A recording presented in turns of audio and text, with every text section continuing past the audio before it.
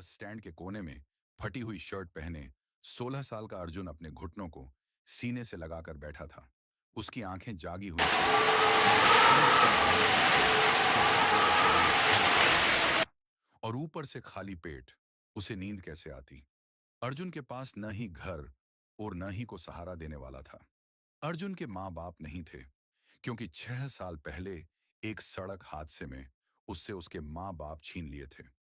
उस रात भी उसे अपनी माँ की वो बात याद आ रही थी। डरना मत बेटा, तू बहुत हिम्मत वाला है। अर्जुन की आंखों से आंसू ऐसे टपक रहे थे मानो सावन और भादों की बरसात लगी हो। लेकिन उसने मुंह से एक आवाज न निकलती, क्योंकि वो समझ चुका था कि यहां आपको रुलाने वाले बहुत मिलेंगे, मगर हाथ थामने वाला कोई नहीं मिलेगा। दोस्तों, आप बिना माँ बाप के बच्चे की दशा आप समझ सकते हो। सुबह होते ही वह पास के ढाबे पर गया और दुकानदार को बोला, चाचा, काम मिलेगा क्या? बर्तन धो दूंगा, बस खाना दे देना। ढाबे वाले ने हंसते हुए कहा, अरे, तू तो खुद बच्चा है। अर्जुन ने पहली बार आंख उठाकर कहा, भूख उम्र नहीं देखती चाचा। उस जवाब में इतनी सच्चाई थी कि ढाबे वाले की आंख से आंसू आ गए और उसे काम दे दिया। लेकिन अर्जुन हर अपमान को चुपचाप सह लेता, मगर कुछ न कहता, क्योंकि अर्जुन अपने मन में एक सपना संजोए हुए था। एक दिन मुझे भी किसी के सामने झुकना नहीं पड़ेगा। रात को जब सब सो जाते, तो वह ढाबे के पीछे लगी टूटी स्ट्रीट लाइट के नीचे बैठकर स्कूल की किताबें पढ़ता। एक दिन एक सिया नाम की लड़की अर्जुन से मिली, जो कि अर्जुन को बहुत दिनों से पढ़ते हुए देख रही थी, और बोली, तुम रोज यहां पढ़ते हो? अर्जुन ने सिर उठाया। सामने स्कूल की ड्रेस पहने एक सुंदर लड़की खड़ी थी। सिया पास के घर में रहती थी। वह कई दिनों से अर्जुन को चुपचाप पढ़ते देख रही थी। तुम स्कूल क्यों नहीं जाते? उसने निस्वार्थ भाव से अर्जुन को पूछा। अर्जुन मुस्कुराया और बोला, कुछ लोग स्कूल जाते हैं सीखने के लिए, और कुछ लोग जिंदगी से सीखते हैं। उस जवाब ने मानो सिया के दिल को छू लिया, और दोनों की दोस्ती मानो एक दूसरे का सहारा बन गई। अब सिया रोज रात को उसके लिए खाने का टिफिन ले आती थी। ये दया नहीं है, वह कहती, ये दोस्ती है। धीरे धीरे वही दोस्ती अर्जुन की सबसे बड़ी ताकत बन गई। क्या दोस्तों, आपकी लाइफ में भी कोई सिया है? अर्जुन दिन रात मेहनत करने लगा। पहली बार वह अपने भविष्य की कल्पना करने लगा। वो दिन जिसने सब बदल दिया। एक शाम ढाबे पर बहुत भीड़ थी। एक अमीर आदमी खाना खाकर जल्दी में जा रहा था कि उसकी जेब से उसका मोटा सा बटुआ गिर गया था। अर्जुन ने उठाया। बटुए में लाखों रुपए थे।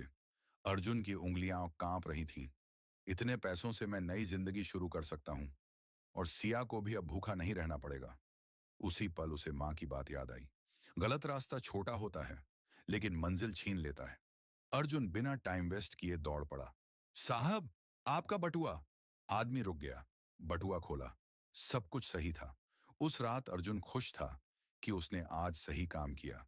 लेकिन ढाबे पर काम करने वाले एक लड़के ने जलन हुई। उसने मालिक से झूठ बोल दिया, अर्जुन पैसे चुराता है।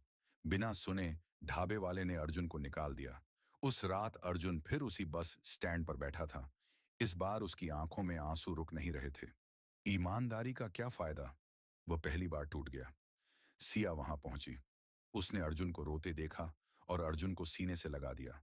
और पहली बार सिया की आंखों से भी आंसू बह निकल रहे थे, और रोते हुए बोली, अगर तुम हार गए ना, तो दुनिया सच में गलत साबित हो जाएगी। अगले दिन सिया अपने पिता को लेकर ढाबे पहुंची। सीसीटीवी में सच सामने आ गया। ढाबे वाला शर्मिंदा हो गया। उसी समय वही अमीर आदमी वापस आया, जिसका बटुआ अर्जुन ने लौटाया था। उसे जब पता चला, तो उसने अर्जुन से पूछा, क्या बनना चाहते हो? अर्जुन ने सिया की तरफ देखा, क्योंकि वो सिया को अपनी जिंदगी मान चुका था। बस इतना कि एक दिन सिया को मुझ पर गर्व हो। आदमी मुस्कुराया। आज से तुम्हारी पढ़ाई मेरी जिम्मेदारी। एक बड़ा समारोह था। स्टेज पर एक युवा आईएएस अधिकारी खड़ा था। नाम था अर्जुन। भीड़ तालियां बजा रही थी। पहली पंक्ति में एक लड़की की आंखें नम थीं। वह सिया थी। अर्जुन ने भाषण में कहा, मैं अनाथ था, लेकिन भगवान ने मुझे दो चीजें दी, ईमानदारी और एक इंसान जिसने मुझ पर भरोसा किया। शायद वो मेरी जिंदगी में न होती, तो मैं यहां ना होता। वह स्टेज से उतरा, सबके सामने सिया के पास गया और धीरे से बोला, मैं अनाथ जरूर था, पर आज समझ आया कि भगवान किसी से सब कुछ नहीं छीनता। वो किसी न किसी को भेज देता है। जो टूटे हुए दिल को सहारा दे दे। माँ, अगर तुम कहीं सुन रही हो ना, तो देखो, तुम्हारा बेटा हार नहीं माना। और सिया, जब पूरी दुनिया ने मुझे बोझ समझा, तुमने मुझे काबिल समझा। जब मेरे हाथ खाली थे, तुमने उनमें हौसला रख दिया। तुमने साथ नहीं छोड़ा। इसीलिए मैं आज भी खुद से नजरें मिला पाता हूं। आज मेरे पास बड़ा घर नहीं, पर इतना बड़ा दिल जरूर है कि किसी और बच्चे को मेरे जैसा अकेला नहीं रहने दूंगा। क्योंकि सच यही है, कभी कभी जिंदगी हमें सब कुछ खोकर एक ऐसा इंसान दे देती है जो पूरे जहां से ज्यादा कीमती होता है। धन्यवाद। सिया, तुमने एक अनाथ लड़के